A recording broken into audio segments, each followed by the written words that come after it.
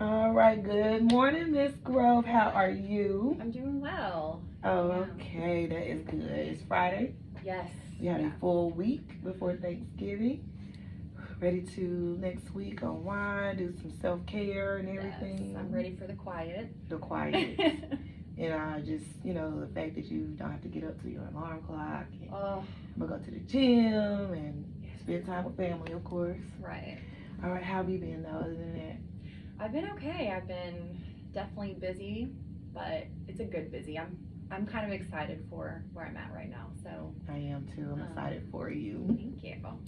So we are here. We're gonna meet about the walkthrough I did on Tuesday, and we're gonna just talk about some things that I feel like will be amazing for our scholars. Okay. All right.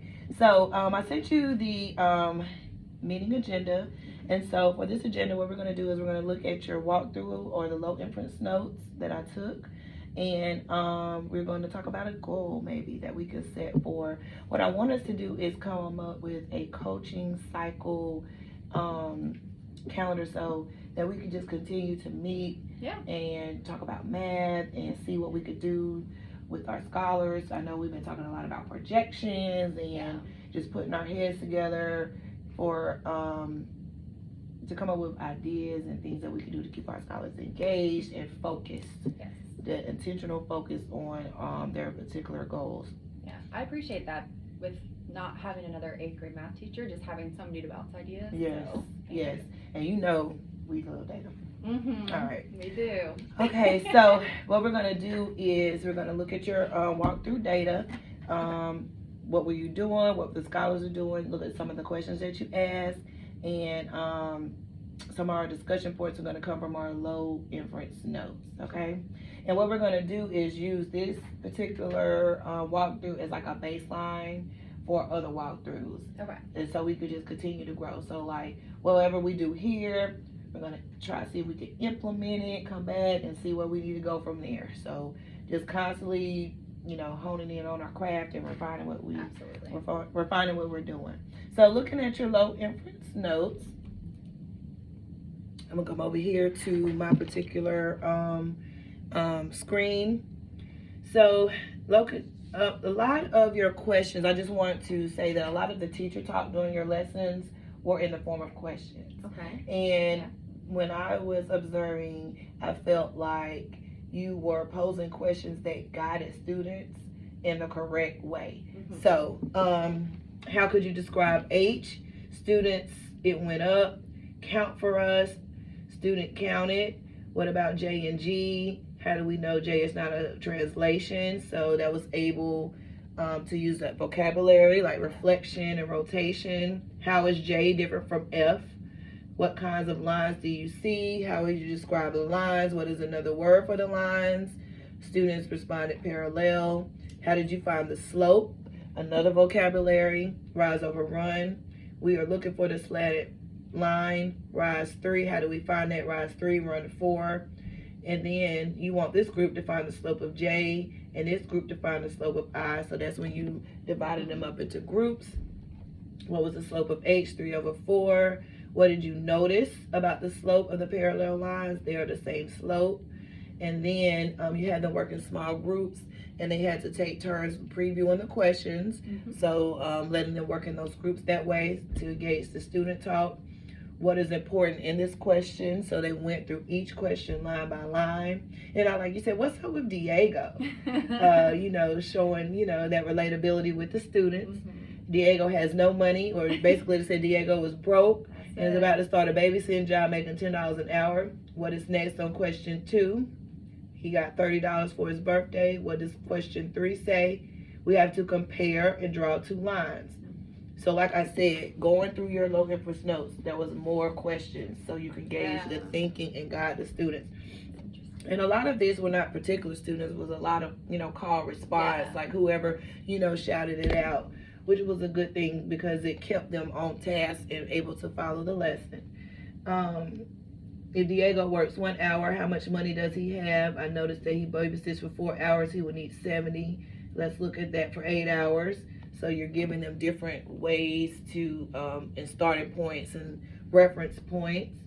What do you notice about the difference in the green and the red lines every time? It's 30. What does it mean about that $30? Let's go back to the problem. What does that mean? That's where he started. He had $30 from the beginning.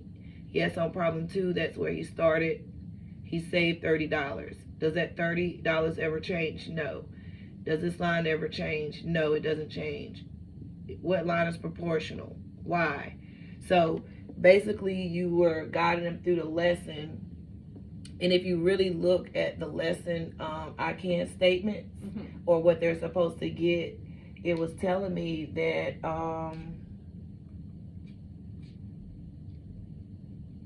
these were the stages. At first they had to draw a line, a table, and then make an equation. So you were kind of guiding them through those points, and with that gradual release process. What is different from the red line? How can I write an equation that represents the red line? What are we doing to get 30? That is your rate of change. That is your slope. You're starting with $10 times the number of hours and then add 30. We will always start with that constant. So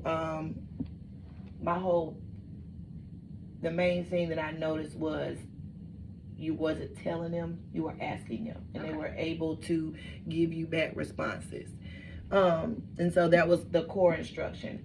From there, what I did was I witnessed or I observed you meeting with 3 different students about their projections and their data. Now, in this particular session, there was more teacher talk, of course, because you were basically explaining to them and basically letting them know what the data means to them. Yes. And having them to be able to internalize that for themselves. So I'm just going to go over one, and basically you said your teacher talk was basically the same, but the student responses was what was engaging. I talked about having lots of data. EOG and interim assessments are like what Tristan knows. MAP test shows how he's growing. This is what you're projected. But one question that you asked, you did great in this class, but your test scores are lower than your interim. The way you explain it makes sense, but when I see it on the test, it's different to me.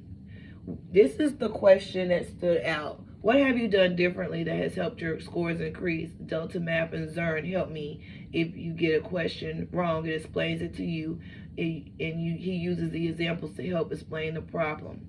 Then you ask him, what can you do differently in the next few months to help you grow and be more focused, practice, and be more focused? What about your class environment has caused you any distractions? And then he responded with that. Another student, you asked them, what have you done differently? If you go to the next student, they said, making sure I complete all of my assignments, practice problems right then and there, and ask questions. If you move down to the next student, have you had this conversation about data before? They said no. And then also EOGs is at 1 day a year. This is where you're going. Here's where you were going to in 7th grade. 30th percentile, 30th person in line. Look what you scored, 50th percentile. Why do you think NC said you have only projected a 42 and it went down? I might not have put in that effort. And he talked about the MAP scores. I don't want any of the up and down. That's what you told them, whatever you noticed. And the students said the graphs were inconsistent.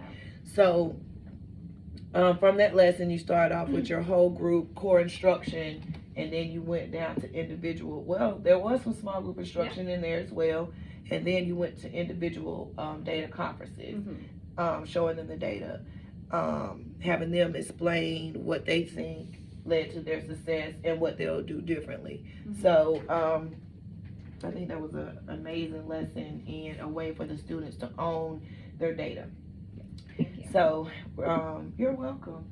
So going back to our agenda, after monitoring your lesson, what do you think an opportunity of growth would be in that particular lesson?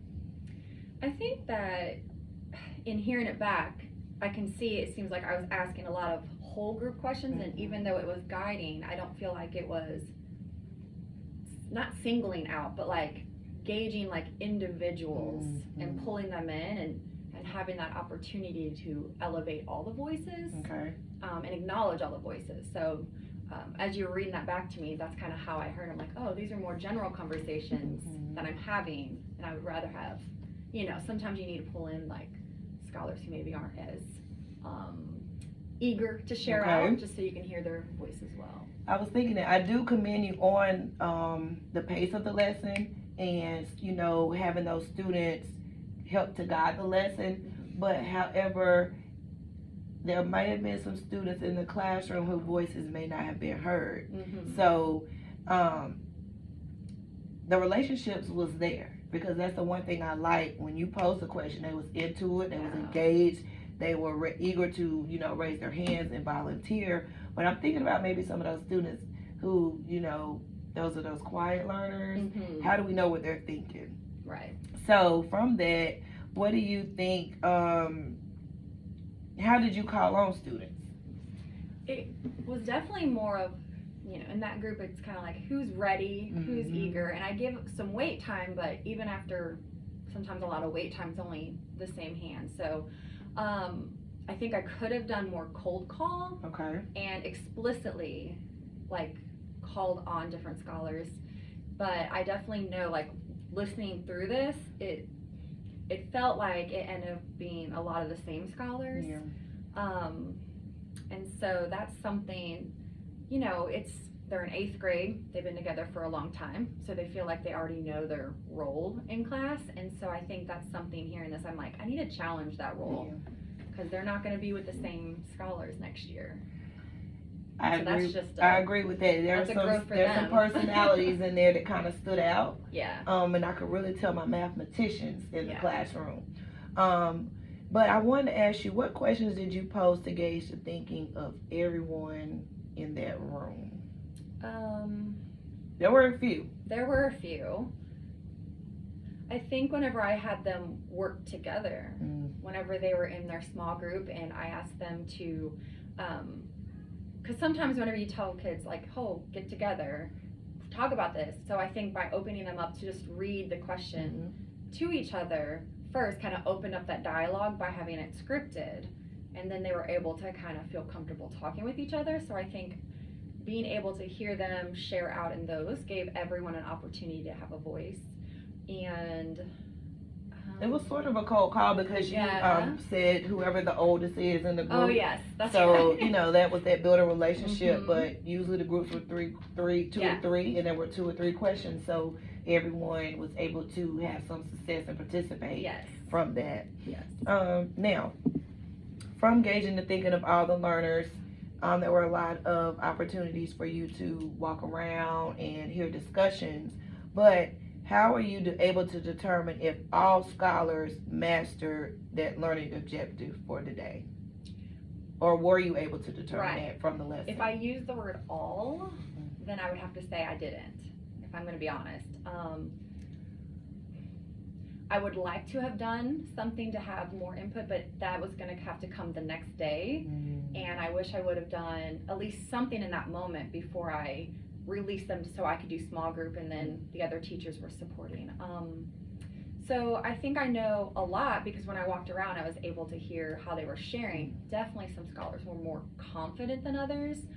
And I got to remember that even though I hear the correct answer coming from one scholar, that doesn't necessarily always represent the group. So I guess another thing would be, I just thought of while I was talking, is what questions to ask scholars that aren't, like, when I walk around. So I need to have those questions in mind. Questions to ask, and I want to call them like the other scholars, but it's the ones who are not participating in the group conversation as much. So just so we can know what they're thinking and where where they left off that day to plan maybe for the next day.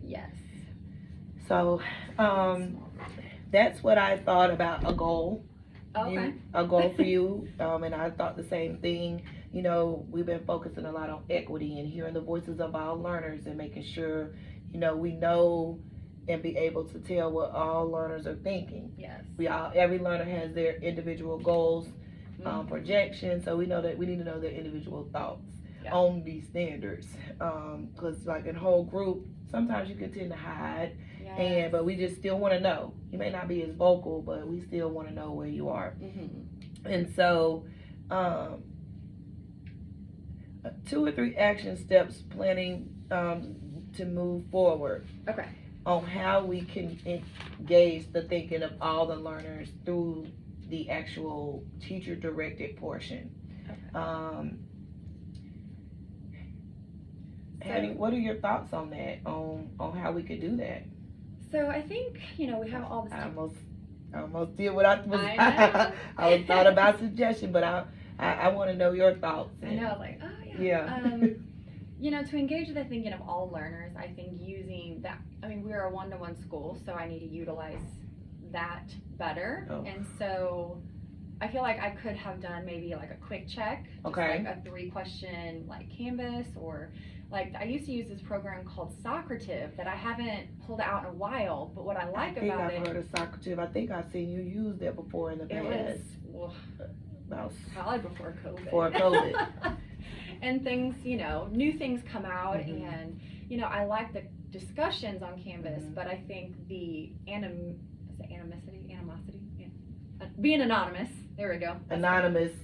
I know what you're talking about. Being able to. Kind of share without being obvious. Yes.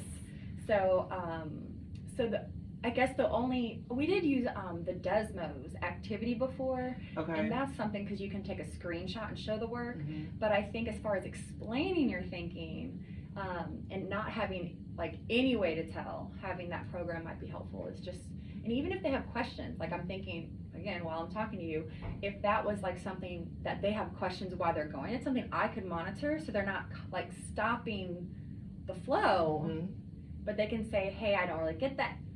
Kind of like a Post-it or a parking lot. A parking lot, or it's like I use a jam board or something like that. Oh, Because that was the Jamboard. question was how do you plan to use any to engage the thinking? So Yeah, Jamboard. the discussion, jam boards, Desmos, Yeah. Socrative. Because what was interesting, I was able to see the Go Guardian, Yeah. and you was able to see everyone's screen. Yeah. So I wonder, like, say you pose the question and everyone's screen pops up, and you can, Yeah. how would that? You think that would be beneficial? I think it's definitely something that, having the Go Guardian and being able to see everybody at the Mhm. same time, that would be that real-time data check for me. So I Yeah. can see what they're doing, even if they're on Delta Math, instead of pulling up, because Delta Math, you don't get to actually, like, see in real time what Okay. they're working on. So that might be a good idea when they're working on their Delta Math, so I can kind of gauge where they're at and what they're doing, and I can even pull up and see what their score is at that time. Write that down. Also, going back to the Socrative, say there are when they enter their thinking, where would you go from that? I think it depends on in the moment of what we're doing. It may Okay. just be the conversation, like kind of like a poll the class. Okay. That's Poll the fine. class is a lot sometimes the strategy in the open up curriculum, and so that would be a good way to quickly poll the class. And the Socrative, what I like is you don't have to type in anything. Like you can just like literally pose a question out loud and then just have it feed. So it's not like I have to type in anything. So that's a quick, because that's always my concern is like kids logging on, kids, so that would be a way for it to be quick and in the moment. So if I see something and I'm like, oh, this would be a good point, that'd be a good teacher move since it doesn't take that much prep time as far as, in the moment changes and directions. So, those were 2 of the conversations or 2 of the questions that I thought about that actually naturally came out during the conversation was how do you plan to use the engagement tools to gauge the thinking of all learners? But even before then, just research. Like we came up with a lot that we've used before. Polling Mentimeter was another one that I thought about. That would be a good one to like a back channel. Yeah. So that was one of the action steps I wanted to suggest is just research all the different ones and the ones that you think would be user friendly. Yeah. Just so like if you say, why is it always consonant? And explain why. Yeah. And you could pose that to the class, and then you could see clearly who understood and who didn't. Yeah.